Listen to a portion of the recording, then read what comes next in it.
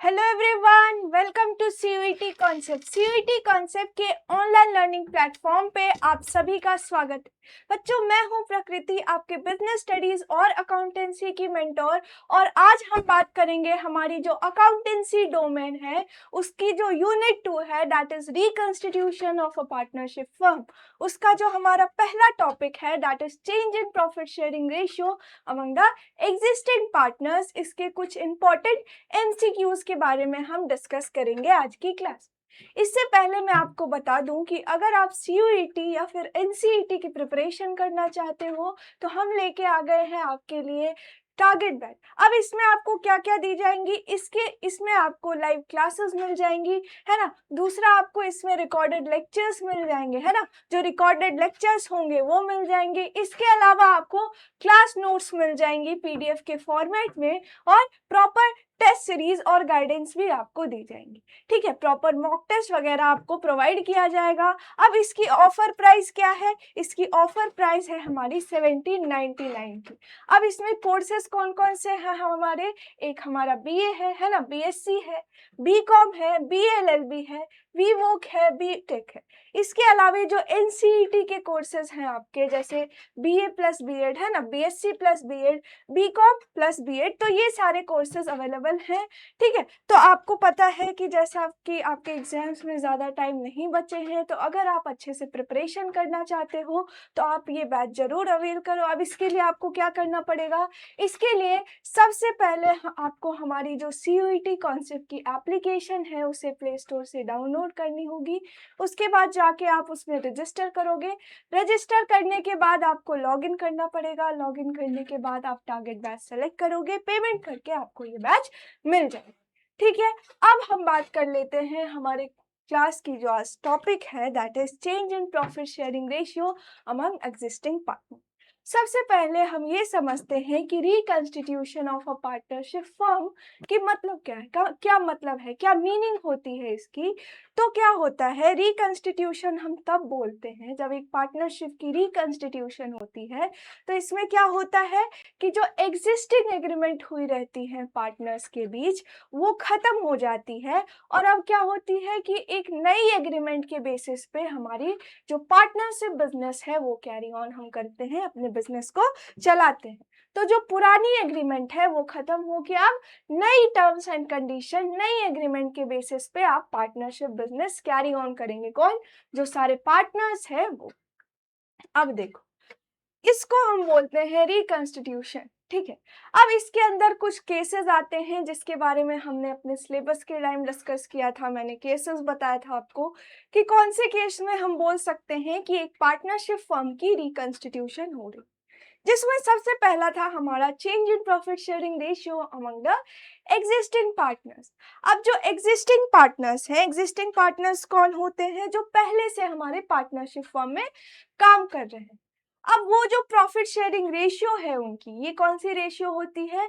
ये वो रेशियो होती है जिसमें वो अपने प्रॉफिट या लॉसेस को आपस में शेयर करते हैं।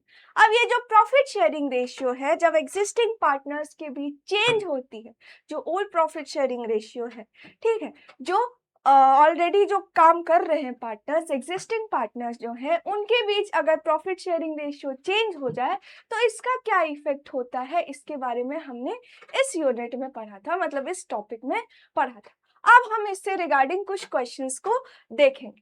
ठीक है, तो सबसे पहला है आपका कि the profit for last 3 years वर। अब आपको 3 साल के प्रॉफिट दिए गए हैं। फर्स्ट ईयर का प्रॉफिट है आपका 6000। कितने का है आपका? 6000 का, है ना। सेकेंड ईयर का है आपका 4000 का। थर्ड ईयर का कितना है? 2500। ठीक है, तो ये 3 साल की प्रॉफिट आपको दी गई है। अब इसके अलावा कुछ स्टेटमेंट आपको दिया गया हर साल की प्रॉफिट के साइड में। जब हम फर्स्ट ईयर प्रॉफिट की बात करें जो कि हमारी 6000 की है, अब इसमें क्या दिया गया है कि इंक्लूडिंग एबनॉर्मल गेन ऑफ 2000। अब ये जो 6000 है इसमें 2000 के हमारे एबनॉर्मल गेन भी है, जो नॉर्मल कोर्स ऑफ बिजनेस में ये गेन नहीं होती है। ये कभी कभी जो गेन होती है इसे हम बोलते हैं एबनॉर्मल गेन। दूसरे साल की प्रॉफिट में आप देखो कि क्या है, आफ्टर चार्जिंग एबनॉर्मल लॉस। ठीक है, अब ये जो 4000 की प्रॉफिट है, इसमें कुछ एबनॉर्मल लॉस को चार्ज उसकी एडजस्टमेंट करने के बाद की प्रॉफिट आपको दी गई है ₹4000 की। अब एबनॉर्मल लॉस क्या होती है? जो लॉस जो नॉर्मल कोर्स ऑफ बिजनेस में नहीं होती है, कोई पर्टिकुलर सिचुएशन या कोई ऐसी इवेंट अराइज हो जाए उसकी वजह से ये लॉस होती है, जैसे लॉस बाय फायर हो गई, लॉस बाय थेफ्ट हो गई, तो ये सारी चीजें आपकी एबनॉर्मल लॉस में आती।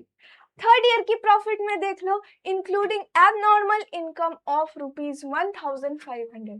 अब ये जो 2500 की प्रॉफिट है आपकी, जो 2500 की आपकी प्रॉफिट है ना, इसमें क्या है? एबनॉर्मल इनकम भी इंक्लूडेड है। कितने की इंक्लूडेड है? 1500 की। कितने की इंक्लूडेड है? 1500 की। अब देखो, अब क्या बोला जा रहा है? Calculate goodwill on the basis of 3 years purchase of last 3 years profit and losses. अब देखो, अब बोला गया है कि ये 3 साल की प्रॉफिट आपको दी गई है, लास्ट 3 years की प्रॉफिट दी गई है। अब इसके बेसिस पे क्या करो? इसके बेसिस पे आपको 3 years परचेज, जो परचेज ईयर है, ईयर ऑफ परचेज आपको 3 years का दिया गया है। अब इसके बेसिस पे आप क्या करो? गुडविल कैलकुलेट करो। तो यहाँ हम कौन से मेथड को यूज करेंगे for the valuation of goodwill? यहाँ हम एवरेज प्रॉफिट मेथड को यूज करेंगे। अब जब हम एवरेज प्रॉफिट निकालते हैं तो उस टाइम जो हमारी नेट प्रॉफिट दी गई रहती है हर साल की, उसमें से अगर कुछ एबनॉर्मल गेन हुई हो तो उस साल की प्रॉफिट से हम एबनॉर्मल गेन को माइनस करते हैं। ठीक है, और अगर एबनॉर्मल लॉस हो गई हो तो उस साल की प्रॉफिट से वो लॉस को हम क्या करेंगे? ऐड करेंगे। उसके बाद ही हम क्या करते हैं? उसके बाद ही हम एवरेज प्रॉफिट निकालते हैं। तो सबसे पहले आपको क्या करना है कि ये जो 6000 की आपकी प्रॉफिट दी गई है फर्स्ट ईयर की, इसमें से आपको एबनॉर्मल गेन जो है आपका 2000 वो माइनस करोगे तो आपकी प्रॉफिट कितनी हो जाएगी? 4000 की। कितनी हो जाएगी? 4000 की। अब सेकेंड ईयर की प्रॉफिट में देखो, एबनॉर्मल लॉस है हुई है आपकी 3000 की। ठीक है, अब इसकी एडजस्टमेंट करने के बाद की प्रॉफिट आपको दी गई है कितने की? 4000 की। अब क्या करते हैं हम? ये जो एबनॉर्मल लॉस है इसे हम ऐड कर देते हैं। क्या कर देते हैं?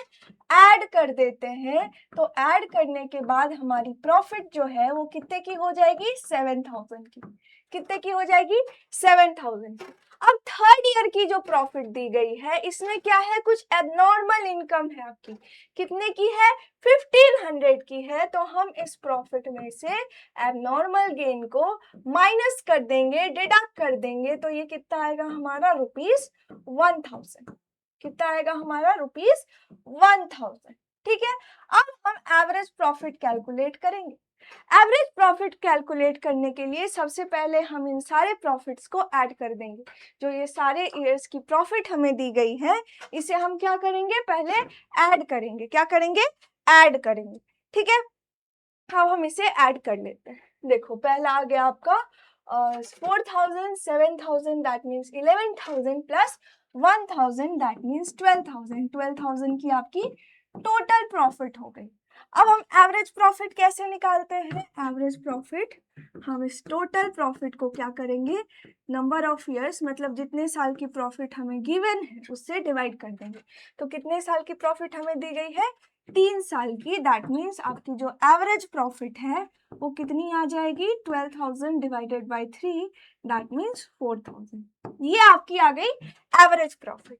अब हम इसके बेसिस पे क्या करेंगे? गुडविल कैलकुलेट करेंगे। क्या करेंगे? गुडविल कैलकुलेट करेंगे। तो जब हम एवरेज प्रॉफिट मेथड से गुडविल कैलकुलेट करते हैं तो इसका फॉर्मूला क्या होता है? Average profit into number of year of purchase. ठीक है, तो यहाँ एवरेज प्रॉफिट हमारी आ गई 4000 की और गिवन है आपको क्या? ये जो number of year of purchase है। ठीक है, ये आपको सॉरी, यहाँ इधर एक मिनट, ये जो परचेज ईयर है आपको ये 3 years की गिवन है ना? तो यहाँ आप 3 से मल्टीप्लाई कर दोगे। दैट मीन्स आपकी गुडविल जो आएगी वो कितने की आएगी? 12000 की आएगी। कितने की आएगी? 12000 की आएगी। तो हमारा कौन सा करेक्ट ऑप्शन हो जाएगा? Option B. कौन सा ऑप्शन करेक्ट है? Option B. ठीक है, समझ में आ गई? अब देखो, नेक्स्ट है हमारा कि capital employed in a business is 2 lakh. अब देखो, एक बिजनेस में जो कैपिटल एम्प्लॉयड है, जो कैपिटल लगाया है ओनर ने, प्रोपराइटर ने, उसने कितना लगाया है? 2 लाख। 2 लाख कैपिटल एम्प्लॉयड है। अब क्या गिवन है? Normal rate of return on capital employed is 15%। 15% क्या है? नॉर्मल रेट ऑफ रिटर्न है। During the year the firm earned a profit of 48,000। अब बोला जा रहा है कि एक उस साल क्या हुआ है, एक साल में एक फर्म ने 48,000 की प्रॉफिट अर्न की है। ठीक है, अब बोला जा रहा है calculate the goodwill on the basis of 3 years purchase of super profit. ठीक है, अब बोला गया है कि आप क्या करो, गुडविल निकालो। कौन से मेथड से? सुपर प्रॉफिट मेथड से। इसका पता हमें कैसे चला? यहाँ गिवन है on the basis of 3 years purchase of super profit. ठीक है, तो सबसे पहले हम देख लेते हैं कि क्या क्या गिवन है। आपको कैपिटल एम्प्लॉयड गिवन है, normal rate of return given है ना, और क्या क्या गिवन है आपको? और आपको गिवन है जो प्रॉफिट है, जो एवरेज प्रॉफिट या फिर जो एक्चुअल प्रॉफिट है, आपको गिवन है 48,000 की। अब हमें सुपर प्रॉफिट मेथड से क्या करना है? गुडविल कैलकुलेट करना है। ठीक है, अब सुपर प्रॉफिट मेथड की फॉर्मूला क्या होती है? सुपर प्रॉफिट निकालने की फॉर्मूला क्या होती है? एवरेज या actual profit minus normal profit. अब देखो, ये नॉर्मल प्रॉफिट हम कैसे कैलकुलेट करेंगे? नॉर्मल प्रॉफिट हमें कैसे मिलेगा?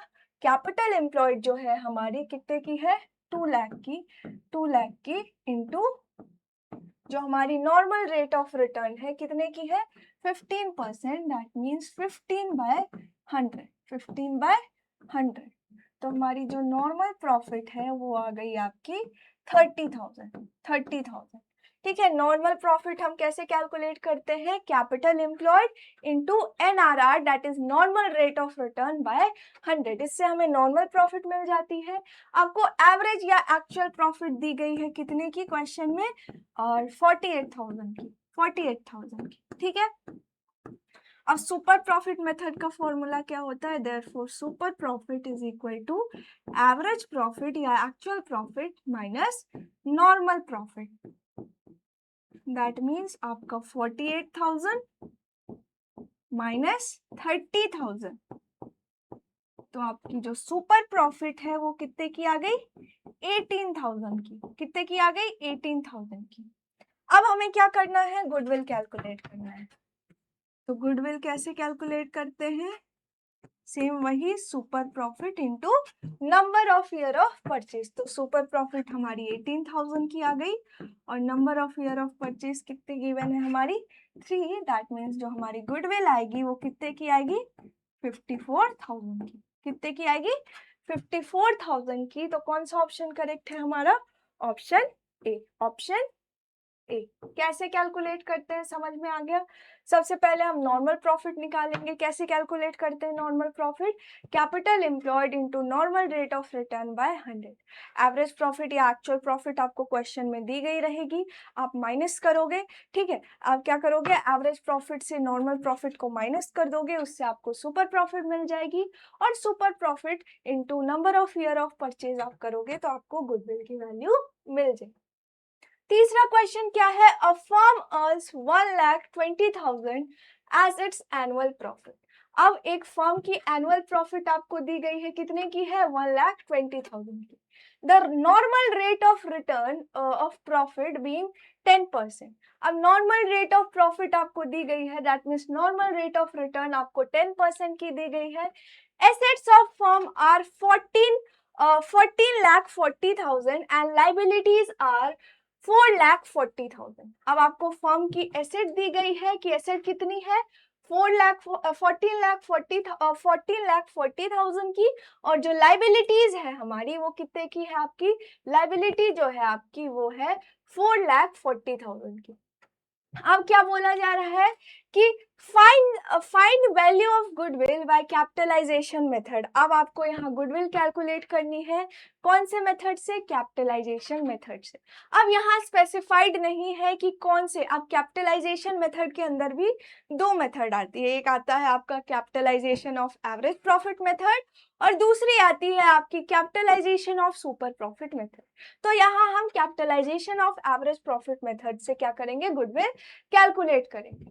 सबसे पहले हमें क्या करना पड़ेगा, कैपिटल एम्प्लॉयड निकालना होगा, ठीक है, कैपिटल एम्प्लॉयड निकालना होगा जिसे हम नेट एसेट्स भी बोलते हैं। क्या बोलते हैं, नेट एसेट्स भी बोलते हैं। तो इसकी फॉर्मूला क्या हो जाती है हमारी, all asset minus outsiders liability, और यहाँ आपको एसेट दी गई है और लायबिलिटीज दी गई है, तो क्या हो जाएगा, assets minus liabilities, that means 14,40,000 minus, एक मिनट, 14,40,000 माइनस 4,40,000, ये आपकी लाइबिलिटीज है। तो आपका कैपिटल एम्प्लॉयड कितना आ जाएगा, 10 लाख। कैपिटल एम्प्लॉयड जो होगी वो आपकी कितने की होगी, 10 लाख की, ठीक है, 10 लाख की। अब देखो, अब हमें क्या निकालना है, अब हमें जब हम कैपिटलाइजेशन मेथड से क्या करते हैं, गुडविल क्या करते हैं, कैलकुलेट करते हैं, तो हमें कैपिटलाइज्ड वैल्यू निकालना होता है। क्या निकालना होता है, कैपिटलाइज्ड वैल्यू निकालना होता है।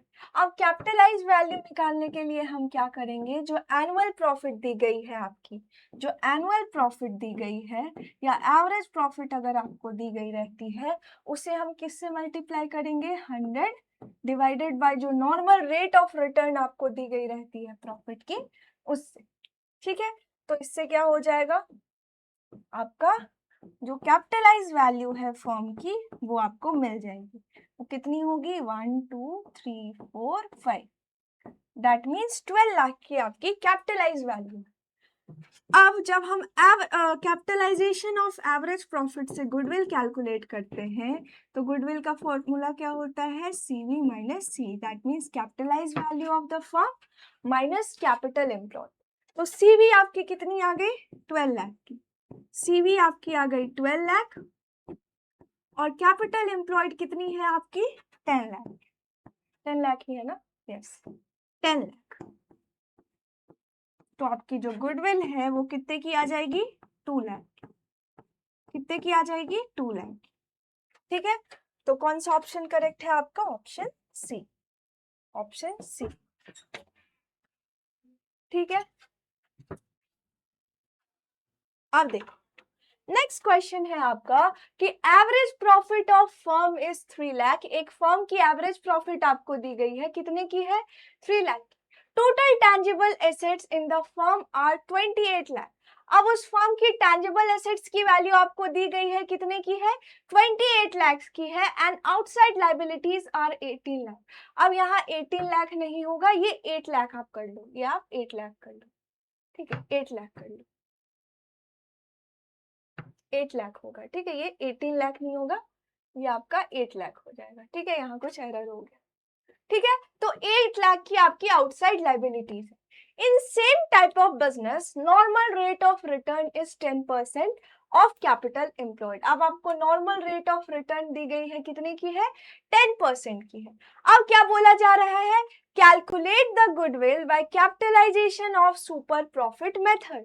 अब बोला जा रहा है कि आपको यहाँ भी क्या करना है, गुडविल कैलकुलेट करना है, लेकिन कौन से मेथड से, capitalisation of super profit method. मतलब यहाँ आपको स्पेसिफाई किया गया है कि आप capitalisation of super profit method से क्या करो, गुडविल कैलकुलेट करो।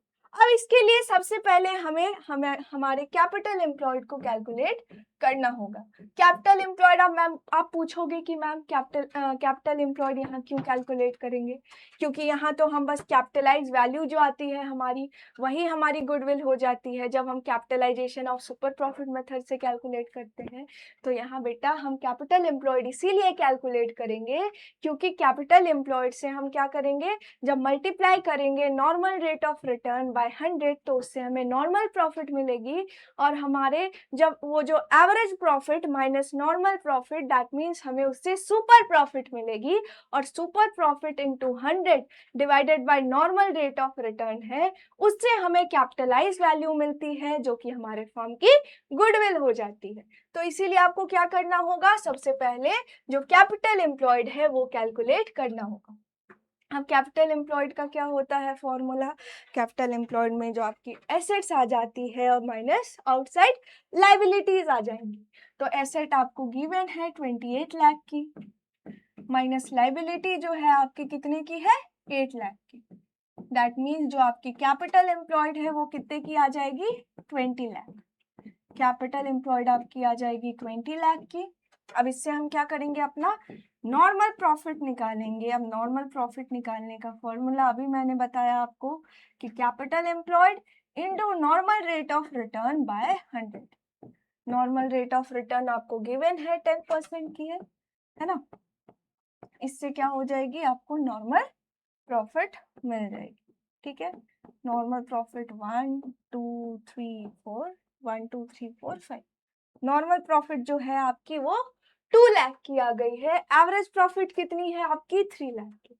अब इससे हम क्या करेंगे, सुपर प्रॉफिट कैलकुलेट कर लेंगे। That means average profit minus normal profit. Average profit कितने की गिवन है आपको, 3 लाख की, और माइनस जो आपकी नॉर्मल प्रॉफिट है वो कितनी आ गई है आपकी, 2 लाख। नॉर्मल प्रॉफिट आपकी 2 लाख की आ गई है।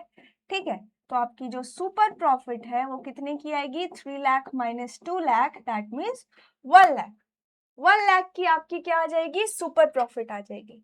अब हम क्या करेंगे, गुडविल कैलकुलेट करेंगे। तो यहाँ जो हमारी सीवी निकलती है that is capitalise value of firm, वही क्या हो जाती है, हमारी गुडविल हो जाती है। तो गुडविल हम कैसे कैलकुलेट करेंगे, जो हमारी सुपर प्रॉफिट है दैट मीन्स 1 लाख की into 100 divided by normal rate of return जो है आपकी वो, तो कितनी आ जाएगी गुडविल, 1 2 3 4 5 1 2 3 4 5 6। जो गुडविल है वो आपकी कितनी आ जाएगी, 10 लाख की। तो कौन सा ऑप्शन करेक्ट है हमारा, ऑप्शन डी। कौन सा ऑप्शन करेक्ट है, ऑप्शन डी। तो ऐसे हम capitalisation of super profit method से क्या करते हैं, गुडविल फाइंड आउट करते हैं। अब नेक्स्ट क्वेश्चन है कि when the goodwill is not purchase, goodwill account can. अब बोला जा रहा है कि जो गुडविल हम परचेज नहीं करते हैं, मतलब जो हमारी परचेज गुडविल नहीं होती है, उस गुडविल को हम क्या करते हैं।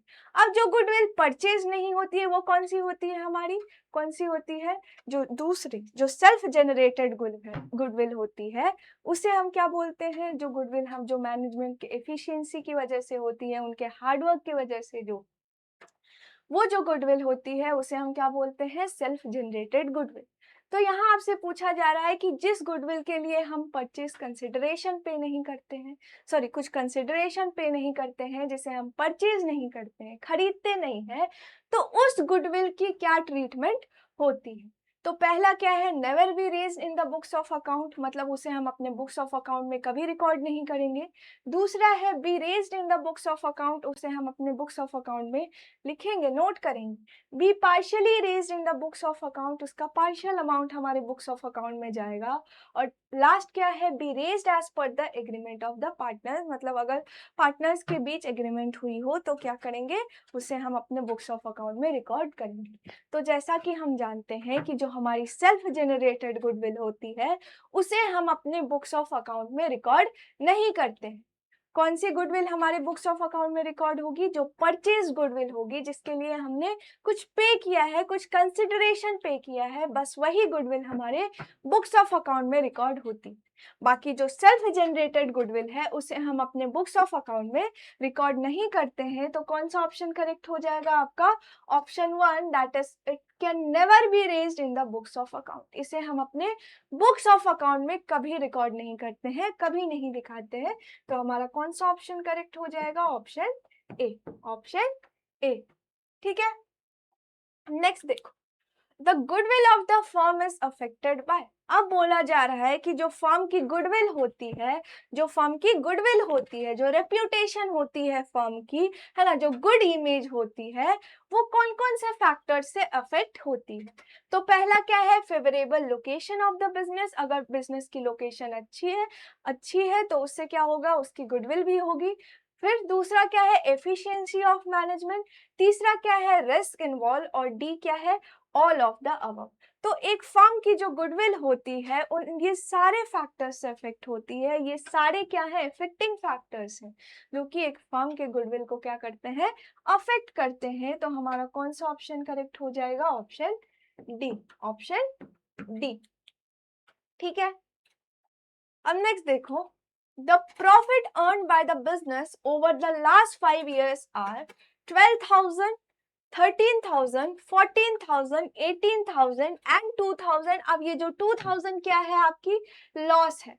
अब आपको पिछले 5 साल की प्रॉफिट दी गई है एक फर्म की, जिसमें से लास्ट ईयर एक साल क्या हो गई है, एक साल आपको लॉस भी हुई।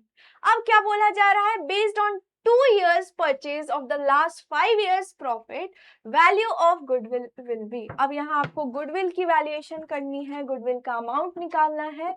किसके बेसिस पे, किसके बेसिस पे, यहाँ जो एवरेज प्रॉफिट मेथड है उसके बेसिस पे। ये हम कैसे समझेंगे, क्योंकि यहाँ आपको लास्ट कुछ ईयर्स की प्रॉफिट दी गई है, जैसे 5 साल, 4 साल, 3 साल, ठीक है। और उसके बेसिस पे हम क्या करते हैं, हमारे क्वेश्चन में number of years of purchase भी गिवन रहता है, उससे हम क्या करते हैं, एवरेज प्रॉफिट से मल्टीप्लाई कर देते हैं, जिससे हमें गुडविल की अमाउंट मिल जाती है। और ये जो गुडविल है ये पूरे फर्म की गुडविल होगी, ये फर्म की जो गुडविल है उसकी वैल्यू होती है। तो चलिए कैलकुलेट करते हैं। सबसे पहले ईयर की प्रॉफिट है हमारी कितनी, 12,000 की। दूसरी कितनी है हमारी, 13,000 की, है ना। तीसरी कितनी है, 14,000, है ना। फोर्थ ईयर की प्रॉफिट है हमारी 18,000 की। और जो लास्ट ईयर है उसमें हमें लॉस हुई है कितने की, 2,000 की। तो उस लॉस को हम डिडक्ट कर देते हैं, ठीक है। अगर प्रॉफिट होगी तो ऐड होगी, अगर लॉस होती है तो उसे हम क्या करते हैं, डिडक्ट कर देते हैं। तो हमारी जो टोटल प्रॉफिट है वो कितनी आएगी, कितनी आएगी, एक बार हम कैलकुलेट कर लेते हैं। दैट मीन्स हमारा 25,000 सॉरी 25,000, 14,000, 39,000 और 18, दैट मीन्स 7, 57 और 2, 55,000 की आपकी टोटल प्रॉफिट आएगी। कितने की आएगी, 55,000 की। 55,000 की आपकी टोटल प्रॉफिट आएगी, ठीक है। अब हम क्या करेंगे, एवरेज प्रॉफिट कैलकुलेट कर लेंगे। क्या करेंगे, नहीं तो वहां कर लेंगे, ठीक, इधर कर लेंगे। एवरेज प्रॉफिट कैलकुलेट करेंगे। अब एवरेज प्रॉफिट कैलकुलेट करने के लिए हमें क्या करना होगा, जो टोटल प्रॉफिट है उससे हमें डिवाइड करना होगा जितने साल की प्रॉफिट हमें गिवन है। कितने साल की गिवन है, 5 साल की। दैट मीन जो हमारी एवरेज प्रॉफिट आ गई वो कितने की आ गई, 11,000 की। तो गुडविल कैसे हम कैलकुलेट करेंगे, गुडविल इज इक्वल टू जो एवरेज प्रॉफिट आपकी आई है into number of year of purchase, कितनी गिवन है, based on 2 years purchase, 2 years of purchase, ठीक है। तो 2 इंटू जो आपकी गुडविल की अमाउंट है वो कितने की आएगी, 22,000 की। तो कौन सी ऑप्शन करेक्ट हो जाएगी आपकी, ऑप्शन बी, ऑप्शन बी। कौन सी ऑप्शन करेक्ट हो जाएगी, ऑप्शन बी, ठीक है। अब देखो, नेक्स्ट आपको दिया गया है कि the net assets of the firm including fictitious assets of ₹5,000 are 1,85,000। अब एक फर्म की आपको नेट एसेट्स दी गई है ना, नेट एसेट्स दी गई है जिसमें फिक्टिशियस एसेट है आपकी कितने की है, 1 लाख 1 मिनट,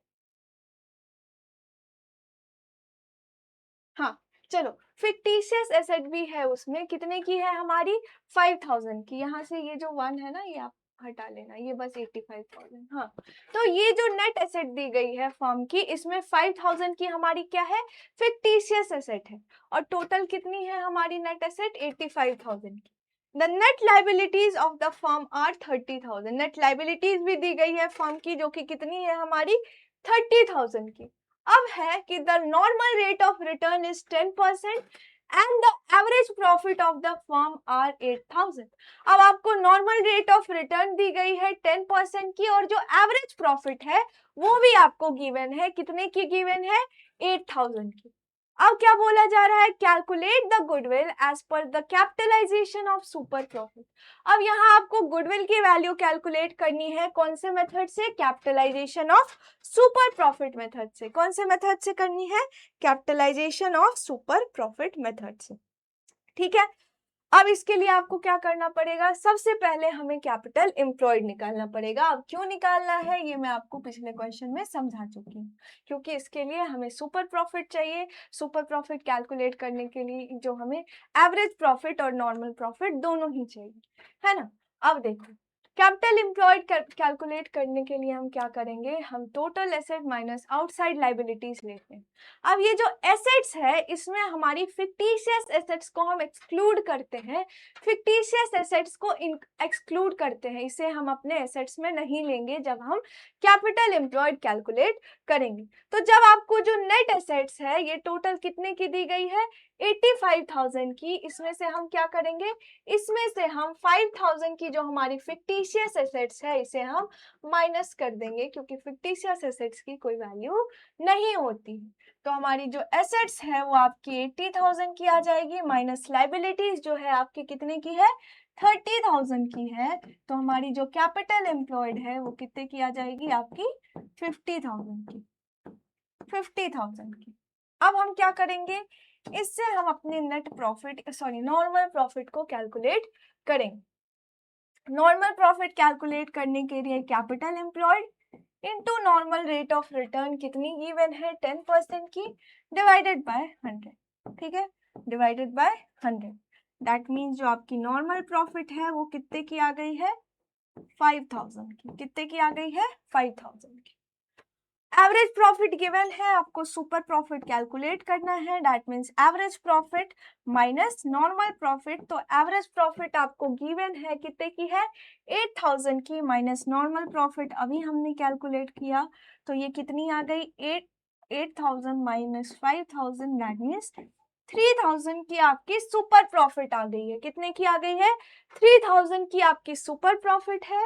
अब हम इसके बेसिस पे क्या करेंगे, गुडविल कैलकुलेट करेंगे। क्या करेंगे, गुडविल कैलकुलेट करेंगे। That means 3,000 into 100 divided by normal rate of return जो है आपकी 10। तो कितनी आ गई गुडविल, 1 2 3 4। दैट मीन्स जो गुडविल है आपकी वो कितने की है, 30,000 की। तो कौन सा ऑप्शन करेक्ट हुआ हमारा, ऑप्शन बी, ऑप्शन बी। ठीक है, अब देखो नेक्स्ट क्वेश्चन है कि नेचर ऑफ गुडविल इज। अब गुडविल की नेचर क्या है, तो पहला है इंटेंजिबल एसेट, क्या गुडविल एक इंटेंजिबल एसेट है। दूसरा क्या है, क्या गुडविल एक फिक्टिशियस एसेट है। तीसरा क्या है, क्या गुडविल एक लॉन्ग टर्म लाइबिलिटी है। या डी क्या है कि एक करंट एसेट है। तो हम जानते हैं कि जो हमारी गुडविल होती है वो क्या होती है, इंटेंजिबल एसेट होती है, एक तरह की इंटेंजिबल एसेट होती है। अब इंटेंजिबल एसेट मीन्स कौन सी एसेट होती है, इंटेंजिबल एसेट वैसी एसेट है जिसे ना तो हम देख सकते हैं ना तो हम उसे टच कर सकते हैं, बस हम उसकी प्रेजेंस को, उसकी एग्जिस्टेंस को फील कर सकते हैं। जो इंटेंजिबल एसेट है उनकी कोई फिजिकल एग्जिस्टेंस नहीं होती है, ना तो हम देख सकते हैं उसे, है ना तो हम उसे टच कर सकते हैं, बस हम उसकी एग्जिस्टेंस को फील कर सकते हैं। ठीक है, तो गुडविल जो है हमारी वो क्या हो जाती है, इंटेंजिबल एसेट हो जाती है, इंटेंजिबल एसेट हो जाती है। आपको क्वेश्चन आ सकता है कि goodwill is an dash asset but not a dash asset.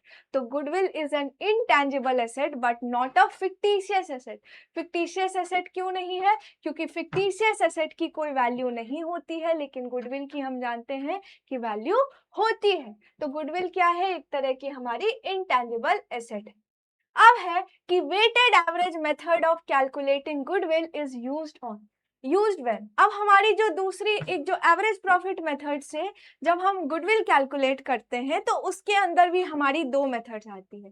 एक नॉर्मल एवरेज प्रॉफिट मेथड जिससे अभी हमने क्वेश्चन में यूज करा, जिससे हमने अभी क्वेश्चन में गुडविल कैलकुलेट किया, और दूसरा आता है हमारा वेटेड एवरेज प्रॉफिट मेथड, जिसमें हम डिफरेंट ईयर की प्रॉफिट को क्या करते हैं, वेट असाइन करते हैं, इंपॉर्टेंट जैसे होता है ना वेट असाइन करना, ठीक है। अब बोला जा रहा है कि ये जो वेटेड एवरेज प्रॉफिट मेथड है जिसके बेसिस पे हम क्या करते हैं, गुडविल कैलकुलेट करते हैं, इस मेथड को हम कब यूज करते हैं। तो पहला है when the profits are not equal, जब प्रॉफिट इक्वल नहीं होती है सारे ईयर्स की। दूसरा है when the profit show a trend.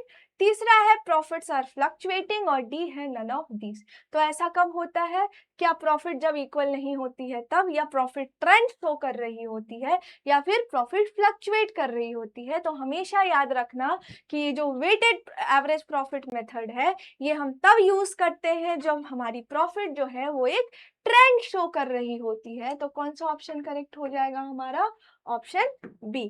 कौन सा ऑप्शन करेक्ट है हमारा, ऑप्शन बी, ठीक है। अब नेक्स्ट देखो, calculate the net effect of revaluation when the revise value are to be recorded in the books of account. अब आपको रीवैल्यूएशन अकाउंट मतलब अज्यूम करना है, ऐसे आपको क्वेश्चन मतलब एग्जाम में इतना टाइम नहीं रहेगा कि आप क्या करोगे, फॉर्मेट बनाओगे कि ये रीवैल्यूएशन अकाउंट है, इधर डेबिट क्रेडिट, ऐसे नहीं, आपको मन में कैलकुलेशन करना पड़ेगा, नहीं तो एक लाइन में आप क्या करोगे, कैलकुलेशन करोगे। तो यहाँ आपको नेट इफेक्ट पता करना है किसका, रीवैल्यूएशन का। इस बेसिस पे आपको कुछ एडजस्टमेंट दिए गए हैं, इस बेसिस पे आपको क्या करना है, सबकी रिवाइज वैल्यू को एक साथ लाना है। इसके बेसिस पे आपको नेट इफेक्ट बताना है कि रीवैल्यूएशन अकाउंट में क्या नेट इफेक्ट होगी इन सारे एडजस्टमेंट को करने के बाद, ठीक है। तो पहला क्या है, asset is to be valued at 10% less.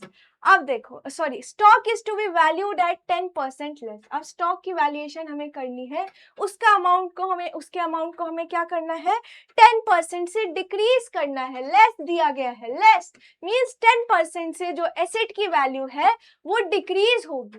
अब आपको सॉरी स्टॉक की वैल्यू, अब स्टॉक की बुक वैल्यू आपको दी गई है 3 लाख की। अब 10% क्या होगा, 3 लाख का 10% हमारा कितना आ जाएगा, 30,000। दैट मीन्स 30,000 से क्या होगी, जो हमारी एसेट की वैल्यू है वो डिक्रीज हो जाएगी, क्या हो जाएगी, डिक्रीज हो जाएगी।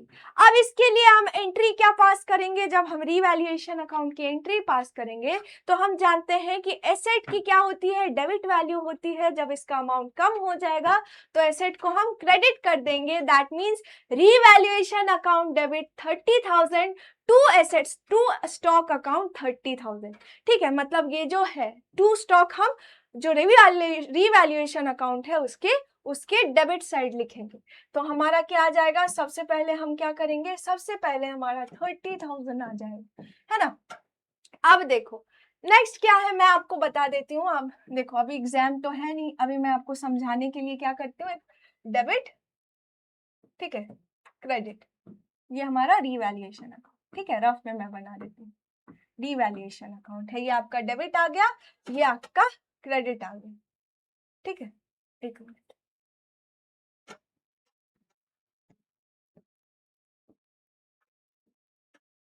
ठीक है। तो यहाँ आपका क्या आ जाएगा, 30,000, ठीक है, ये 30K मैंने लिख दिया। अब देखो दूसरा है, provision for bad debts is no more required. अब देखो जो एक प्रोविजन थी हमारे बैलेंस शीट में किसकी, बैड डेट्स की, कितने की थी, 4,000 की थी। अब इसकी रिक्वायरमेंट नहीं है, मतलब जो हमारी जो लाइबिलिटीज थी वो कम हो रही है। अब जब लाइबिलिटी कम हो रही है तो लाइबिलिटी की क्रेडिट बैलेंस होती है, जब ये खत्म होगी तो इसे हम डेबिट करेंगे। That means provision for bad debts account debit to revaluation account. जब हम रीवैल्यूएशन अकाउंट में इसकी पोस्टिंग करेंगे तो क्या आएगा, by provision for bad dates, कितने का, 4,000 का, ठीक है। तो ये हमारा 4K आ जाएगा क्रेडिट साइड, ठीक है। अब देखो, an outstanding salary which is unrecorded of 16,000। अब आउटस्टैंडिंग सैलरी है जो कि हमें पे करना है, बट हमने अभी तक पे नहीं किया है, ये अनरिकॉर्डेड था, ये अभी तक हमने इसे अपने बुक्स ऑफ अकाउंट में रिकॉर्ड नहीं किया है। अब हमारी जो आउटस्टैंडिंग सैलरी है जो कि हमें पे करना है, बट अभी तक हमने इसे पे नहीं किया है, अभी तक हमने इसे रिकॉर्ड नहीं किया था, अब हम इसे रिकॉर्ड करेंगे, तो ये हमारी एक नई लाइबिलिटी अराइज हो गई, लाइबिलिटी बन जाती है। तो क्या हो जाएगा, यहाँ आप क्या करोगे, revaluation account debit to outstanding salary account. तो जब आप रीवैल्यूएशन अकाउंट में इसकी पोस्टिंग करोगे तो टू आउटस्टैंडिंग सैलरी आ जाएगी, है ना। तो यहाँ आ जाएगा आपका 16,000, ठीक है। अब आपको नेट इफेक्ट निकालना है, ठीक है। तो यहाँ हम कैलकुलेट कर लेते हैं, तो ये आ रहा है आपका 46,000 डेबिट साइड और ये 4,000, मतलब आपकी डेबिट साइड क्रेडिट साइड से ज्यादा है। जब हमारी डेबिट साइड क्रेडिट साइड से ज्यादा होती है तो क्या होता है, लॉस होती है, यहाँ लॉस होती है ना। और अगर हमारी क्रेडिट साइड डेबिट साइड से ज्यादा होगी तो हमें प्रॉफिट होगी, और वहीं हमारी अगर डेबिट साइड क्रेडिट साइड से ज्यादा हो जाती है तो हम जानते हैं कि क्या होता है, वहां लॉस होता है। तो यहाँ लॉस हो जाएगी हमारी कितने की, 46,000 माइनस 4,000, दैट मीन्स 42,000 की हमारी क्या हो रही है, यहाँ लॉस हो रही है। 42,000 की क्या हो जाएगी, हमारी लॉस हो जाएगी। तो हमारा करेक्ट ऑप्शन क्या हो जाएगा, ऑप्शन सी, ऑप्शन सी, ठीक है। आप देखो नेक्स्ट क्वेश्चन देखते हैं कि A and B are partners in a firm. A और बी क्या है, दो पार्टनर्स हैं फर्म में। अब क्या बोला जा रहा है कि they share their profit and losses in the ratio of 3:2। अब वो किस रेशियो में प्रॉफिट या लॉसेस को शेयर कर रहे हैं, 3:2 के रेशियो में। they have decided that their new profit or losses sharing ratio will be 1:1। अब उन्होंने डिसाइड किया कि हमारी जो न्यू प्रॉफिट शेयरिंग रेशियो है, मतलब जो नई रेशियो है जिसमें हम अपने प्रॉफिट या लॉसेस को आपस में शेयर करेंगे, वो कितनी होगी हमारी, 1:1। अब हम इक्वली प्रॉफिट या लॉसेस को शेयर करेंगे। At that time their goodwill is valued at 13,000। उस टाइम जो गुडविल की वैल्यूएशन हुई, गुडविल की वैल्यू कितने की थी हमारी, 30,000 की। अब बोला जा रहा है calculate the amount of goodwill which will be given by B to A. अब बोला जा रहा है कि आप गुडविल का अमाउंट कैलकुलेट करो, जो क्या करेगा, बी ए को देगा, बी ए को देगा। अब बी ए को क्यों देगा, क्यों किसी पार्टनर को हम देते हैं गुडविल। अब गुडविल हम क्यों देते हैं, क्योंकि अगर उसे कंपनसेशन पे करने के लिए। अब कंपनसेशन क्यों पे करेंगे, क्योंकि उसने कुछ सैक्रिफाइस किया है, अपने कुछ शेयर सैक्रिफाइस किए हैं गेनिंग पार्टनर के फेवर में। तो इससे हमें पता चल रहा है कि ए ने क्या किया है, कुछ सैक्रिफाइस किया है, कुछ अपने शेयर्स को सैक्रिफाइस किया है, किसके फेवर में, बी के फेवर में। तो इस ए को कौन कंपनसेट करेगा, बी कंपनसेट करेगा। तो वही आपसे पूछा जा रहा है, और इस कंपनसेशन को हम कैसे पे करते हैं, गुडविल के थ्रू। गुडविल को हम पे करते हैं किसके लिए, किसको पे करते हैं, पार्टनर्स को, फॉर कंपनसेटिंग देम। क्यों कंपनसेट करेंगे, क्योंकि उन्होंने क्या किया है, अपने कुछ शेयर्स को सैक्रिफाइस किया है। अब जो पार्टनर्स शेयर सैक्रिफाइस करते हैं किसी के फेवर में, उसे हम सैक्रिफाइस पार्टनर बोलते हैं, और जिनके फेवर में वो कर रहे हैं उसे हम गेनिंग पार्टनर्स बोलते हैं। और ये गेनिंग पार्टनर्स क्या करते हैं, सैक्रिफाइसिंग पार्टनर्स को कंपनसेट करते हैं गुडविल का अमाउंट देकर। ठीक है, तो सबसे पहले हम इनके गेन या सैक्रिफाइस को निकालते हैं। ठीक है, गेन या सैक्रिफाइस को क्या करते हैं, हम कैलकुलेट करते हैं। ठीक है, अब देखो सबसे पहले हम ए का निकालते हैं। ठीक है, अब हम जानते हैं कि सैक्रिफाइसिंग रेशियो की फॉर्मूला क्या होती है, old ratio minus new ratio, old ratio minus new ratio. और वहीं अगर उसमें अगर old ratio minus new ratio हम कर रहे हैं और जो हमारी वैल्यू आ रही है वो अगर माइनस में आ रही है, तो हम मान लेते हैं कि वो पार्टनर क्या कर रहा है, गेन कर रहा है। ठीक है, अब देखो ए का ओल्ड प्रॉफिट शेयरिंग रेशियो क्या है, 3/5। 3:2 के रेशियो में वो पहले प्रॉफिट या लॉसेस को शेयर कर रहे थे, अब इक्वली करेंगे। ठीक है, दैट मीन्स 10 6 माइनस 5, तो ये हो गया 1/10, मतलब ए तो सैक्रिफाइस कर रहे। बी का देख लेते हैं, बी का क्या हो जाएगा 2/5 माइनस 1/2, दैट मीन्स 10। ठीक है, अब देखो क्या है, 5 into 2 4, that means 5। अब 4 minus 5 means 1/10। अभी मैंने बताया कि अगर जब हम सैक्रिफाइसिंग रेशियो कैलकुलेट कर रहे हैं, अगर उसकी वैल्यू माइनस में आती है तो हम मान लेते हैं, हम क्या मानते हैं कि वो जो पार्टनर है वो क्या कर रहा है, गेन कर रहा है, ना कि सैक्रिफाइस कर रहा है। ये क्या कर रहा है, गेन कर रहा है। ठीक है, अब मतलब उसे ज्यादा शेयर मिलेगी प्रॉफिट में, जबकि हमारा जो ए है वो क्या कर रहा है, सैक्रिफाइस कर रहा है।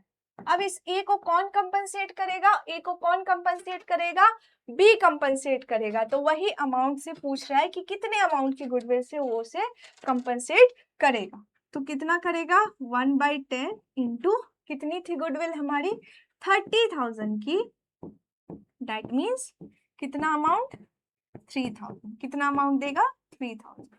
तो कौन सा ऑप्शन करेक्ट है हमारा, ऑप्शन डी, ऑप्शन डी। ठीक है, ठीक है। अब देखो नेक्स्ट है the steps of treatment of goodwill at the time of change in profit sharing ratio are. अब आपको सीक्वेंस वाले क्वेश्चन पूछे जा रहे हैं, आपको करेक्ट ऑर्डर में इन स्टेप्स को क्या करना है, अरेंज करना है। अब ये स्टेप्स किस चीज की है कि जब प्रॉफिट शेयरिंग रेशियो चेंज होगी किनके बीच, एग्जिस्टिंग पार्टनर्स के बीच, तो उस टाइम हम गुडविल की कैसे ट्रीटमेंट करते हैं। तो पहला है हमारा calculate compensation payable by gaining partners to sacrificing partners, दूसरा है पास द एडजस्टमेंट एंट्री, और तीसरा आपको दिया गया है calculate the share gain and share sacrifice.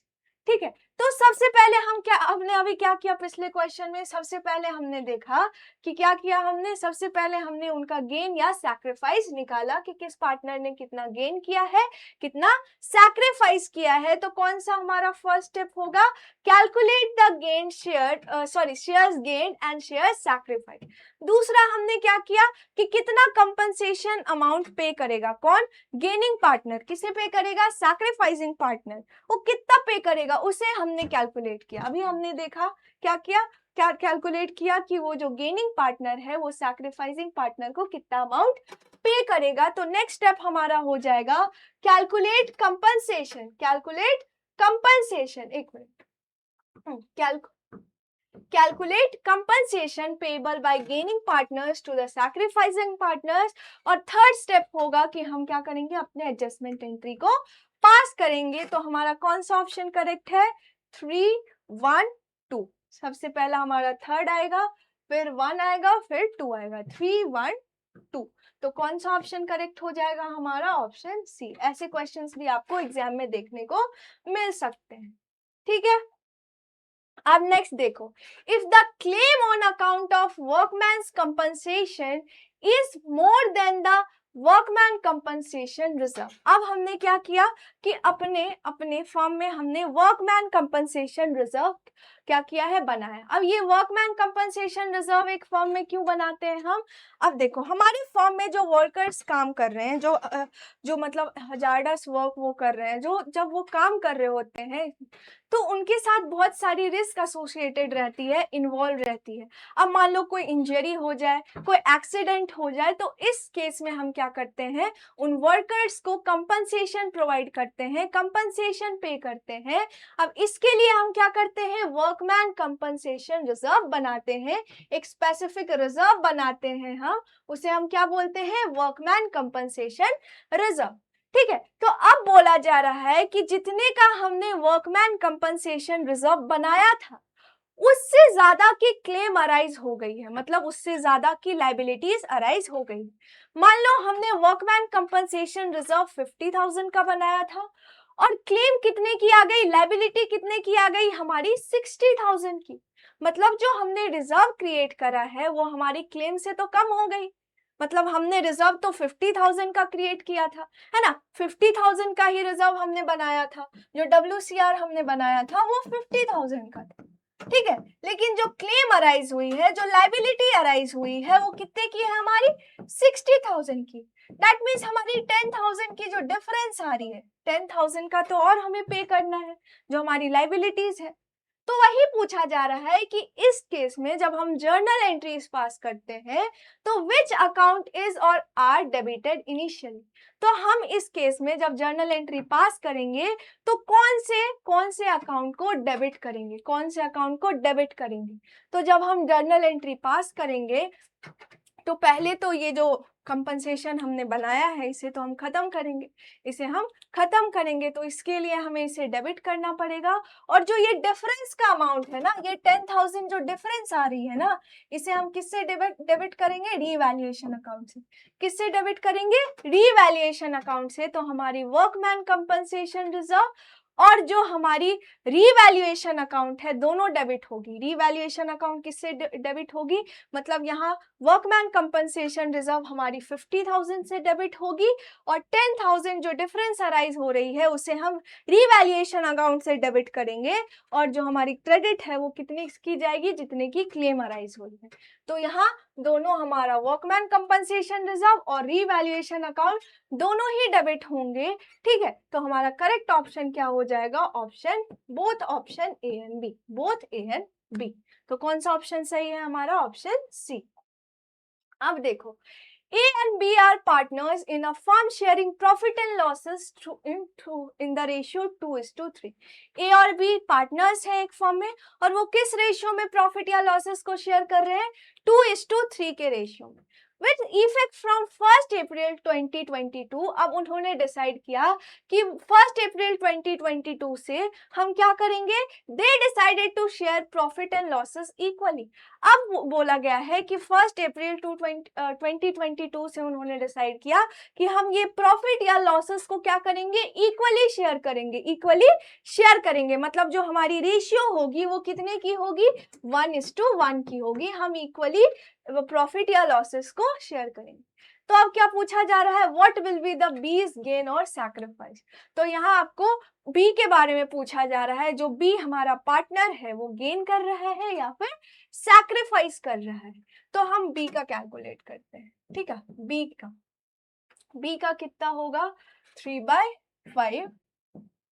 ठीक है, माइनस जब हम सैक्रिफाइस निकालेंगे बी का, ठीक है पहले रुको ऐसे लिख लेते हैं,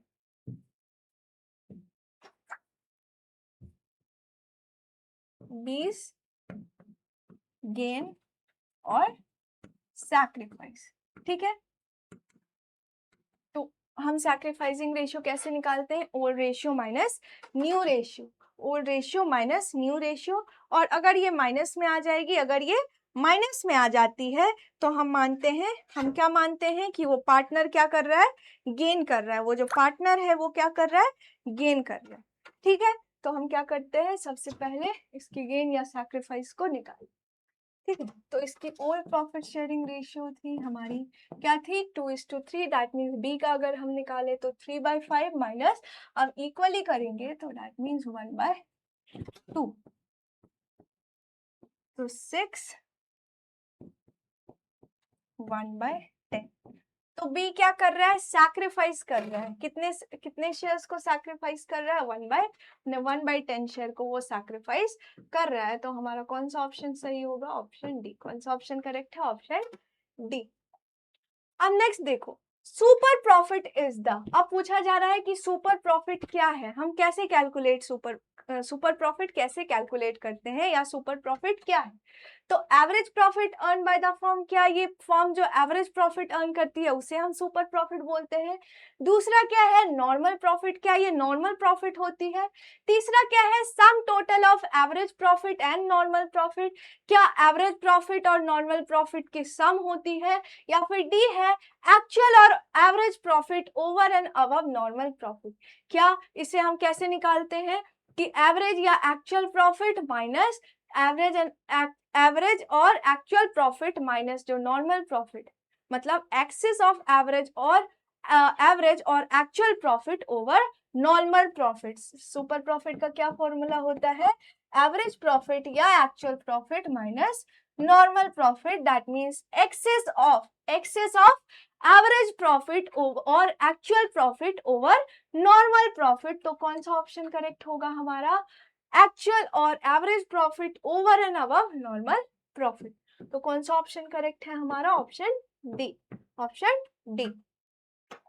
अब नेक्स्ट देखो, in the context of partnership dash is the value of share of profit sacrificed by the sacrificing partner.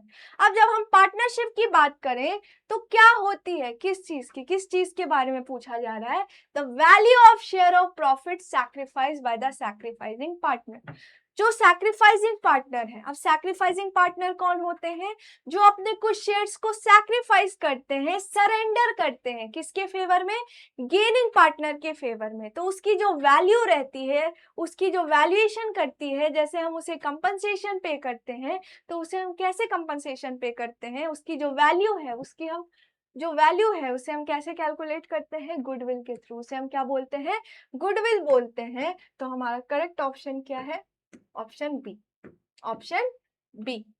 ठीक है। अब नेक्स्ट देखो, for the valuation of goodwill of the firm capital employed excludes.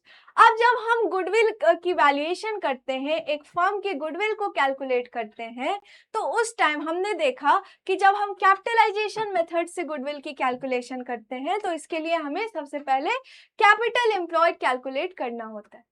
तो ये capital employed में क्या चीजें excluded रहती हैं, तो पहला क्या है, क्या गुडविल एक्सक्लूडेड रहता है, दूसरा क्या है, क्रेडिटर्स एक्सक्लूडेड रहते हैं, तीसरा क्या है, फिक्टिशियस एसेट, और डी क्या है, ऑल ऑफ द अबव। तो अभी हमने क्वेश्चन में देखा था कि जब हम कैपिटल एम्प्लॉयड कैलकुलेट करते हैं, तो जब हम एसेट्स लेते हैं, जब हम ऑल एसेट्स की बात करते हैं, तो उसमें जो फिक्टिशियस एसेट्स हैं वो एक्सक्लूडेड रहती है, मतलब फिक्टिशियस एसेट्स की वैल्यू को हम नहीं लेते हैं, फिक्टिशियस एसेट्स के अमाउंट को हम नहीं लेते हैं जब हम कैपिटल एम्प्लॉयड कैलकुलेट करते हैं। तो कौन सा ऑप्शन करेक्ट हो जाएगा, हमारा ऑप्शन सी, ऑप्शन सी। ठीक है। अब नेक्स्ट देखो, revaluation of assets at the time of reconstitution is necessary because their present value may be different from their। अब बोला जा रहा है कि जब ये रिकंस्टिट्यूशन होती है एक पार्टनरशिप फर्म की, तो उस टाइम एसेट्स की रीवैल्यूएशन करना क्यों जरूरी है। हम जब एसेट्स की रीवैल्यूएशन करते हैं या फिर लायबिलिटीज की रीअसेसमेंट करते हैं, तो उसके लिए हम क्या करते हैं, एक सेपरेट अकाउंट बनाते हैं, जिसे हम क्या बोलते हैं, रीवैल्यूएशन अकाउंट बोलते हैं। क्या बोलते हैं, रीवैल्यूएशन अकाउंट। क्या बोलते हैं, रीवैल्यूएशन अकाउंट।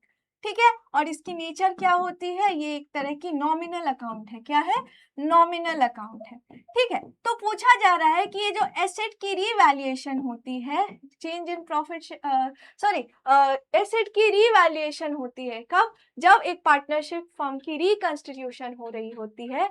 तो ये जो रीवैल्यूएशन है ये जरूरी क्यों होता है, एसेट्स को रीवैल्यू करना क्यों जरूरी है। अब बिकॉज आपको ये भी दिया गया है, रीजन भी दिया गया है, लेकिन जो ये रीजन है ये इनकम्प्लीट है। आपसे इसमें क्वेश्चन पूछा गया है क्योंकि उसकी जो प्रेजेंट वैल्यू है वो उसकी कौन से वैल्यू से डिफरेंट होती है, हो सकती है। पहला क्या है, मार्केट वैल्यू, दूसरा क्या है, नेट वैल्यू, तीसरा क्या है, कॉस्ट ऑफ एसेट, और डी क्या है, बुक वैल्यू। तो एक चीज हमेशा याद रखना कि जब रिकंस्टिट्यूशन हो रही होती है पार्टनरशिप फर्म की, तो उस टाइम एसेट की रीवैल्यूएशन करना इसीलिए इंपॉर्टेंट है क्योंकि उसकी जो प्रेजेंट वैल्यू है वो उसके बुक वैल्यू से अलग हो सकती है। कौन से वैल्यू से अलग हो सकती है, बुक वैल्यू से अलग हो सकती है। तो हमारा करेक्ट ऑप्शन क्या हो जाएगा, ऑप्शन डी। कौन सा ऑप्शन करेक्ट हो जाएगा, ऑप्शन डी। ठीक है। अब नेक्स्ट देखो, net assets minus capital reserve is. अब पूछा जा रहा है, एक फॉर्मूला आपको दिया गया है कि जब हम नेट एसेट्स में से कैपिटल रिजर्व माइनस करते हैं तो उससे हमें क्या मिलता है, goodwill, total assets, purchase consideration, या डी है आपका लिक्विड एसेट। तो जब हम नेट एसेट्स से कैपिटल रिजर्व माइनस करेंगे तो इससे हमें क्या मिलता है, परचेज कंसिडरेशन। क्या मिलता है, परचेज कंसिडरेशन। तो हमारा करेक्ट ऑप्शन क्या हो जाएगा, ऑप्शन सी। ठीक है।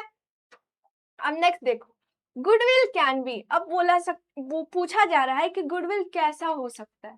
पहला परचेज, क्या ये परचेज हो सकता है, इसके लिए इसे खरीदने के लिए हम क्या करते हैं, इसके बदले कुछ क्या करते हैं, कंसिडरेशन पे करते हैं। दूसरा, क्या ये गुडविल सेल्फ जनरेटेड हो सकता है ना, खुद के हार्डवर्क से, फर्म मैनेजमेंट के एफिशिएंसी से, ठीक है, उससे कमा सकती है। सी क्या है, बोथ ए एंड बी, और डी है नन ऑफ द अबव, मतलब नन ऑफ दिस। तो एक जो गुडविल है वो हम जानते हैं कि दो टाइप की होती है, एक परचेज गुडविल होती है हमारी, और दूसरी सेल्फ जनरेटेड गुडविल होती है। तो हमारा कौन सा ऑप्शन करेक्ट हो जाएगा, option C, that is both A and B. लेकिन जो सेल्फ जनरेटेड गुडविल है उसे हम अपने बुक्स ऑफ अकाउंट में रिकॉर्ड नहीं करते हैं, और जो परचेज गुडविल होगी उसे हम क्या करेंगे, अपने बुक्स ऑफ अकाउंट में रिकॉर्ड करेंगे। जो हमारी सेल्फ जनरेटेड गुडविल है उसे हम अपने बुक्स ऑफ अकाउंट में रिकॉर्ड नहीं करते हैं, लेकिन परचेज गुडविल जो है उसे हम अपने बुक्स ऑफ अकाउंट में रिकॉर्ड करेंगे। लेकिन जो सेल्फ जनरेटेड गुडविल है उसे हम अपने बुक्स ऑफ अकाउंट में रिकॉर्ड नहीं करते, ठीक है। अब नेक्स्ट देखो, which of these can be special advantage for the firm that would help in generating goodwill। अब बोला जा रहा है कि इनमें से कौन सी स्पेशल एडवांटेज हो सकती है फर्म के लिए, जो कि उसे गुडविल की वैल्यू इंप्रूव करने में या फिर रेप्यूटेशन अच्छी बिल्डअप करने में, गुड इमेज बनाने में हेल्प करती है, ठीक है। तो पहला क्या है, इंपोर्ट लाइसेंसेस। दूसरा क्या है आपकी, long term contracts with the suppliers, sorry long term contract for supply. तीसरा क्या है, पेटेंट। और डी क्या है आपका, नन ऑफ द अबव। तो हम जानते हैं कि ये सारे ही क्या होते हैं, ये सारे ही एडवांटेजेस हैं जो कि एक फर्म को उनकी अच्छी गुडविल बनाने के लिए, उनसे जनरेट करने में हेल्प करती है। तो हमारा कौन सा ऑप्शन करेक्ट हो जाएगा, ऑप्शन डी। कौन सा ऑप्शन करेक्ट है हमारा, ऑप्शन डी, ठीक है। अब देखो, ये आपके बेसिक थ्योरी क्वेश्चंस थे, कौन से थे, थ्योरी क्वेश्चंस। अब हम अपने असर्शन रीजंस की बात करेंगे। ये असर्शन रीजन जो है ये एनटीए पूछती ही है, ये कुछ टाइप्स ऑफ क्वेश्चंस है जिस तरीके के क्वेश्चन एनटीए पूछती है, ठीक है। तो 1 मिनट दे दो, फिर हम अपने क्लास को कंटिन्यू करेंगे, ठीक है।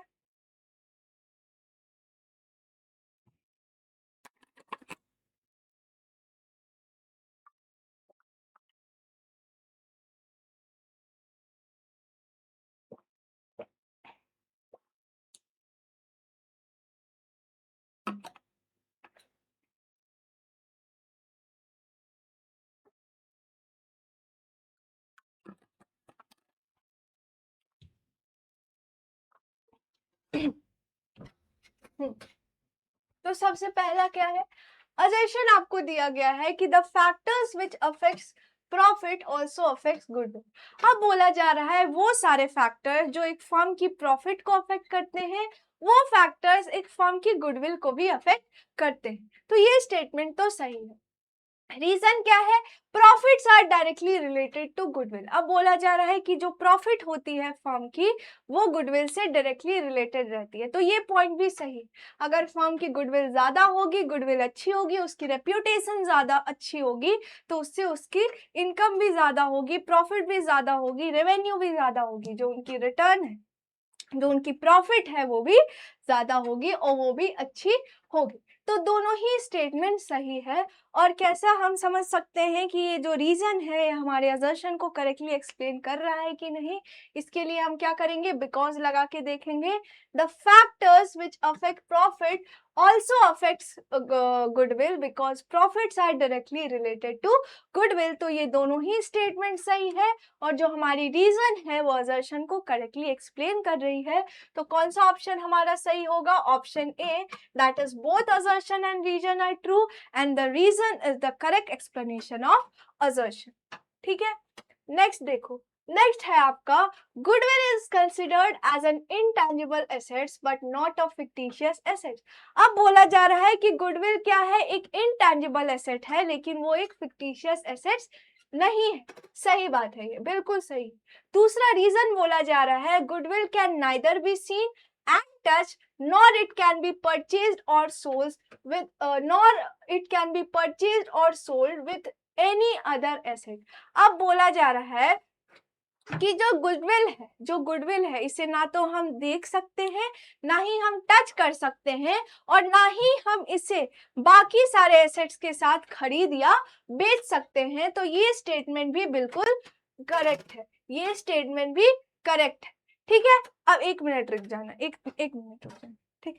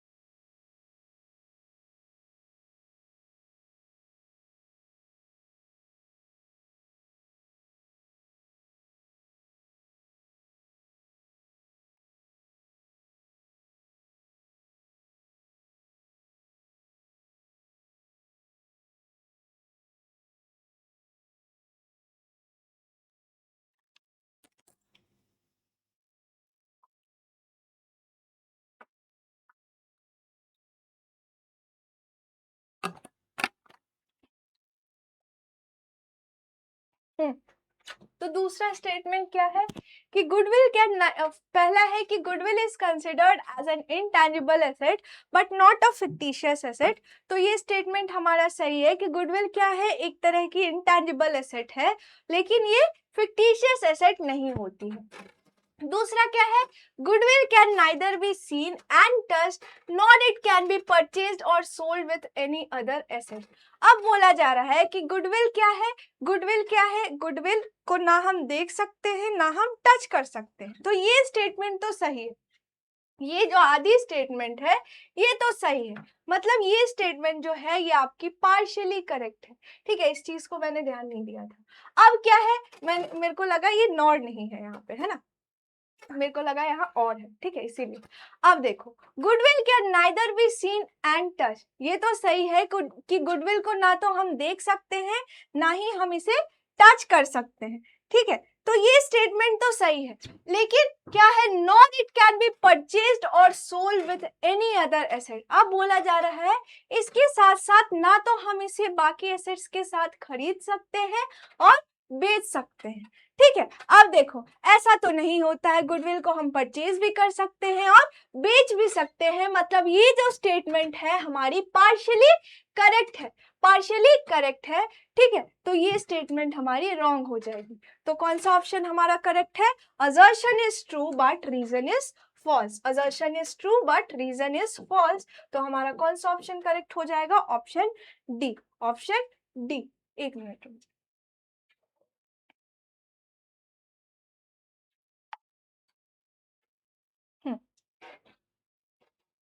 ठीक है। अब देखो नेक्स्ट है आपका, self generated goodwill is the internally generated और हार्ड अर्न गुडविल। बोला जा रहा है कि जो सेल्फ जनरेटेड गुडविल होती है वो ये इंटरनली जनरेटेड गुडविल होती है, जो मैनेजमेंट के एफिशिएंसी से, हार्डवर्क की वजह से जनरेट होती है, उसकी वजह से जनरेट होती है। 1 मिनट,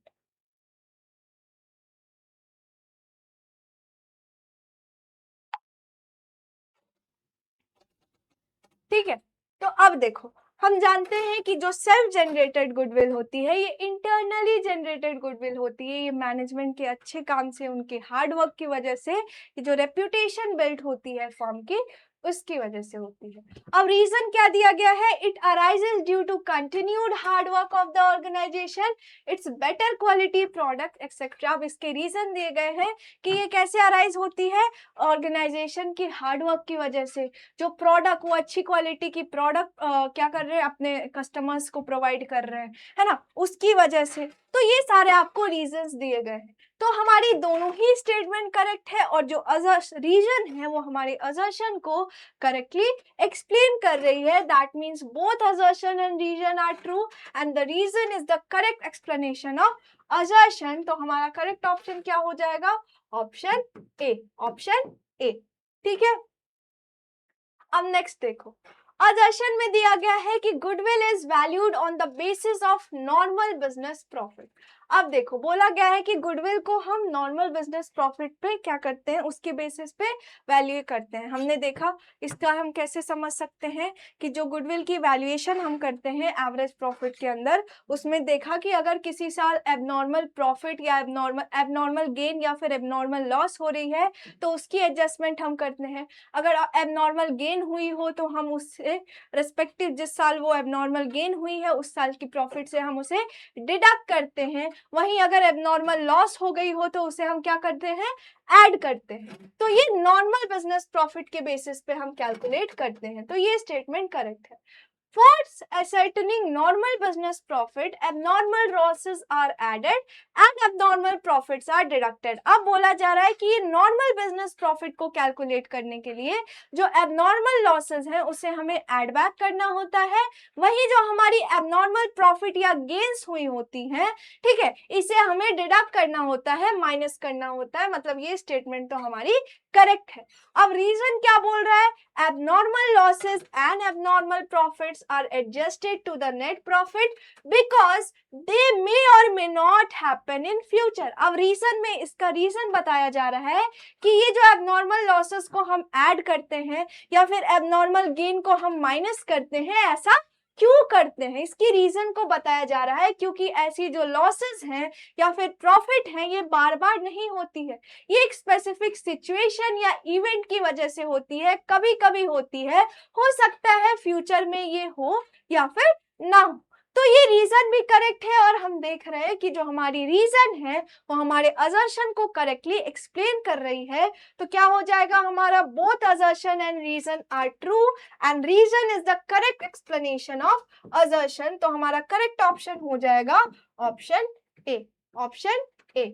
ठीक है, अब नेक्स्ट देखो, नेक्स्ट आता है कि self generated goodwill is not recorded in the books of account. हम जानते हैं जो सेल्फ जनरेटेड गुडविल रहती है उसे हम अपने बुक्स ऑफ अकाउंट में रिकॉर्ड नहीं करते हैं। तो ये स्टेटमेंट हमारी करेक्ट है। रीजन क्या है, the value of self generated goodwill is based on the expectation of future profits and it is difficult to predict future profits accurately. अब बोला जा रहा है कि ये जो सेल्फ जनरेटेड गुडविल की वैल्यू रहती है ये किस पे बेस्ड रहती है, एक्सपेक्टेशन ऑफ फ्यूचर प्रॉफिट। और ये जो फ्यूचर है इसे हम इजीली प्रेडिक्ट नहीं कर सकते हैं क्योंकि इसमें अनसर्टेनिटी भी अराइज हो सकती है ना, फ्यूचर में क्या होगा इसका पता तो हमें नहीं है। तो ये स्टेटमेंट भी हमारी करेक्ट है और जो हमारी रीजन है ये हमारे असर्शन को करेक्टली एक्सप्लेन कर रही है कि क्यों हम सेल्फ जनरेटेड गुडविल को अपने बुक्स ऑफ अकाउंट में रिकॉर्ड नहीं करते हैं। तो हमारा कौन सा ऑप्शन करेक्ट हो जाएगा, both assertion and reason are true and reason is the correct explanation of assertion. तो कौन सा ऑप्शन करेक्ट है हमारा, ऑप्शन ए। ठीक है, अब नेक्स्ट देख लेते हैं। नेक्स्ट है, goodwill is an intangible assets which is recognised और recorded in the books of account only when the consideration has been paid for it. अब बोला जा रहा है कि जो गुडविल है ये क्या है, एक तरह की इंटेंजिबल एसेट है और इसे हम तभी रिकॉर्ड करते हैं अपने बुक्स ऑफ अकाउंट में जब इसके लिए हम कुछ कंसिडरेशन पे कर रहे हैं, कुछ पेमेंट कर रहे हैं। तो ये स्टेटमेंट तो बिल्कुल करेक्ट है। अब भी है कि valuation of goodwill is necessary at the time of reconstitution of a firm because sacrificing partner have to be compensated by the gaining partner। अब बोला जा रहा है कि जब एक पार्टनरशिप फर्म की रिकंस्टिट्यूशन होती है उस टाइम गुडविल की वैल्यूएशन करना अच्छा इंपॉर्टेंट होता है। क्यों? क्योंकि जो सैक्रिफाइसिंग पार्टनर होते हैं, जो गेनिंग पार्टनर के फेवर में अपने शेयर्स को सरेंडर कर रहे हैं, अपने कुछ शेयर्स को सैक्रिफाइस कर रहे हैं, तो उन सैक्रिफाइसिंग पार्टनर्स को कंपनसेशन हम कैसे प्रोवाइड करते हैं? गुडविल के थ्रू। ठीक है, जो गेनिंग पार्टनर्स हैं वो सैक्रिफाइसिंग पार्टनर को क्या करेंगे? कंपनसेट करेंगे। इसीलिए गुडविल की वैल्यूएशन नेसेसरी है। तो ये दोनों ही स्टेटमेंट करेक्ट है, लेकिन जो रीजन है वो हमारी जो हमारी रीजन है वो हमारे असर्शन को करेक्टली एक्सप्लेन नहीं कर रही है, क्योंकि यहाँ परचेज गुडविल की बात की गई है और यहाँ वैल्यूएशन ऑफ गुडविल की बात की गई है। तो हमारा करेक्ट ऑप्शन क्या होगा? Both assertion and reason are true, but reason is not the correct explanation of assertion. तो कौन सा ऑप्शन करेक्ट हो जाएगा हमारा? Option A, option A. ठीक है, अब नेक्स्ट देखो, A, B and C are partners sharing profit in 3:2:1। A, B और C तीन पार्टनर्स हैं, वो उनकी प्रॉफिट शेयरिंग रेशियो क्या थी? 3:2:1। Workman compensation reserve appeared in the books at 5 lakh and there was a claim of 2 lakh against it। अब workman compensation reserve उन्होंने create कर रखा था, उनके बैलेंस शीट में थी, कितने की थी? 5 लाख की थी, और उसके लिए क्लेम अराइज हुई है, लाइबिलिटी अराइज हुई है 2 लाख की। They decided to change their profit sharing ratio to 4:3:2। अब उन्होंने डिसाइड किया कि हम अपने प्रॉफिट शेयरिंग रेशियो को चेंज कर लेते हैं। अब हम फ्यूचर में प्रॉफिट या लॉसेस को कौन से रेशियो में शेयर करेंगे? किस रेशियो में शेयर करेंगे? 4:3:2 के रेशियो में। And the balance of workman compensation reserve that is 3 lakh was transferred to their capital account in 3:2:1। अब क्या हुआ? उन्होंने डिसाइड किया, अब क्या हुआ कि जो बैलेंस थी, अब क्लेम अराइज कितने की हुई थी? क्लेम अराइज हुई थी 2 लाख की। अब वर्कमैन कंपनसेशन रिजर्व हमने कितने का क्रिएट करके रखा था? 5 लाख का। 2 लाख की क्लेम अराइज हो गई, और बाकी के जो अमाउंट जो बच जाते हैं वो हम जानते हैं कि जो पार्टनर्स हैं उनके कैपिटल अकाउंट में हम उन्हें ट्रांसफर कर देते हैं। कौन से रेशियो में? ऑल प्रॉफिट शेयरिंग रेशियो में। तो ये जो 3 लाख थी ये 3:2:1 के रेशियो में पार्टनर्स के कैपिटल अकाउंट में ट्रांसफर हो गई है, पार्टनर्स के बीच डिस्ट्रीब्यूट हो गई। तो ये स्टेटमेंट तो सही है। अब रीजन क्या है? Workman compensation reserve amounting to 3000 is a free reserve and as such has been transferred to their capital account in their all profit sharing ratio। अब इसका रीजन बताया जा रहा है कि ये जो बैलेंस अमाउंट थी हमारी, जो रिमेनिंग अमाउंट थी हमारी 3 लाख की, ये क्यों ट्रांसफर हुई? क्यों ट्रांसफर हुई? क्योंकि जो वर्कमैन कंपनसेशन रिजर्व है ये एक फ्री रिजर्व है, और इसीलिए जो बैलेंस बची थी ये हम अपने पार्टनर्स के कैपिटल अकाउंट में हमने ट्रांसफर कर दिया। कौन से रेशियो में? ऑल प्रॉफिट शेयरिंग रेशियो में। तो ये दोनों ही स्टेटमेंट करेक्ट है, और जो हमारी रीजन है वो हमारे असर्शन को करेक्टली एक्सप्लेन कर रही है। That means both assertion and reason are correct, and reason is the correct explanation of assertion. तो कौन सा ऑप्शन करेक्ट है हमारा? Option 1, option A. ठीक है, अब नेक्स्ट है S and V are sharing profit in the ratio of 3:2। अब S और B क्या है? दो पार्टनर्स हैं, ये कौन से रेशियो में प्रॉफिट या लॉसेस को शेयर कर रहे हैं? 3:2 के रेशियो में। They decided to share profit and losses equally in future।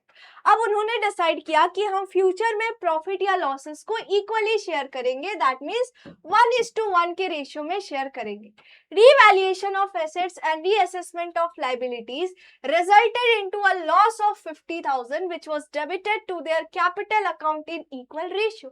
अब बोला जा रहा है कि जब रीवैल्यूएशन हुई, रीअसेसमेंट हुई, एसेट्स की रीवैल्यूएशन हुई, लायबिलिटीज की रीअसेसमेंट हुई, तो जो रीवैल्यूएशन अकाउंट हमने क्रिएट किया उससे हमें 50,000 की लॉस मिली है, जिससे क्या किया गया कि पार्टनर्स के कैपिटल अकाउंट में डेबिट किया गया।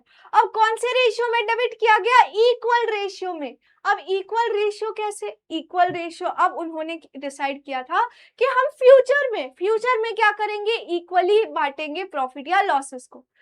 जब ये प्रॉफिट शेयरिंग रेशियो चेंज हो रही है उसी टाइम हमने क्या किया? रीवैल्यूएशन अकाउंट बनाया। अब इससे जो हमें प्रॉफिट या लॉसेस मिल रही हैं ये पार्टनर्स के बीच उनके ओल्ड प्रॉफिट शेयरिंग रेशियो में बटेगी, ना कि न्यू प्रॉफिट शेयरिंग रेशियो में। मतलब ये स्टेटमेंट तो गलत है। अब रीजन क्या है? loss or gain on revaluation is debited or credited to the partner's capital account in all profit sharing ratio. अब बोला जा रहा है कि जो रीवैल्यूएशन अकाउंट से हमें गेन मतलब प्रॉफिट या फिर लॉसेस मिल रही हैं, तो अगर हम पे प्रॉफिट हो रही है तो उसे हम पार्टनर्स कैपिटल अकाउंट में क्रेडिट करेंगे, और जब लॉस हो रही है तो उसे हम पार्टनर्स कैपिटल अकाउंट में डेबिट करेंगे. कौन से रेशियो में? ऑल प्रॉफिट शेयरिंग रेशियो में. कौन से रेशियो में? ऑल प्रॉफिट शेयरिंग रेशियो में. मीन्स ये स्टेटमेंट हमारी करेक्ट है. That means assertion is false but reason is true. तो कौन सा ऑप्शन करेक्ट है हमारा? Option C. तो सारी चीजें क्लियर है. तो आई होप कि सारी चीजें आपको समझ में आई होंगी. बाकी इस टॉपिक से कुछ और भी क्वेश्चंस बाकी है जिसे हम नेक्स्ट क्लास में देखेंगे. तब तक के लिए थैंक यू.